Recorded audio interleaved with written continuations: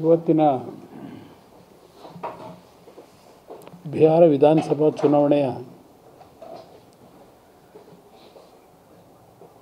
ಫಲಿತಾಂಶದ ಮತ ಎಣಿಕೆ ಈಗಾಗಲೇ ಕಳೆದ 3 ದಿನಗಳ ಹಿಂದೆ ಚುನಾವಣಾ ಸಮೀಕ್ಷೆಯ ಪ್ರಕಾರ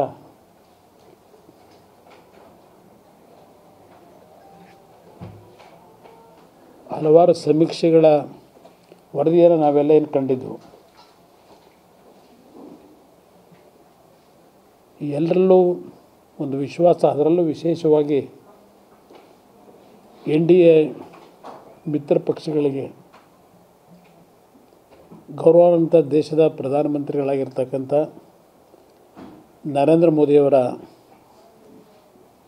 ನೇತೃತ್ವದಲ್ಲಿ ಬಿಹಾರದ ಮುಖ್ಯಮಂತ್ರಿಗಳು ನಿತೀಶ್ ಕುಮಾರ್ ಅವರ ಅಲ್ಲಿಯ ಚುನಾವಣೆಯ ನಾಯಕತ್ವವನ್ನು ಚಿರಾಗ್ ಪಾಸ್ವಾನ್ ಅವರಿರ್ಬೋದು, ಮಾಂದೆ ಅವರು, ಅಲ್ಲಿಂದ BJPಯ ನಾಯಕರುಗಳು ಅವರ ಒಂದು ದುಡಿಮೆ ಇವತ್ತಿನ ಚುನಾವಣಾ ಫಲಿತಾಂಶಕ್ಕೆ ಅವರ ಶ್ರಮ ಏನು ಅಂತಕ್ಕಂಥದ್ದು ಸಾಬೀತಾಗಿದೆ.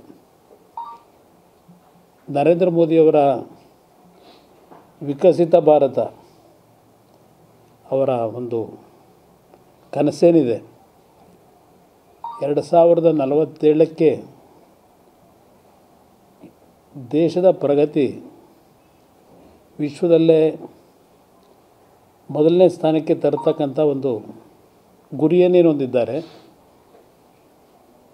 ಅದಕ್ಕೆ ಪೂರಕವಾದಂಥ ರೀತಿಯಲ್ಲಿ ಬಿಹಾರದ ಮಹಾಜನತೆ ಅವರ ನಾಯಕತ್ವಕ್ಕೆ ಈ ಫಲಿತಾಂಶದ ಮುಖಾಂತರ ದೇಶದ ಒಂದು ದಾಖಲೆಯ ಫಲಿತಾಂಶ. ಇದು ಚುನಾವಣಾ ಫಲಿತಾಂಶ ಬಹುಶಃ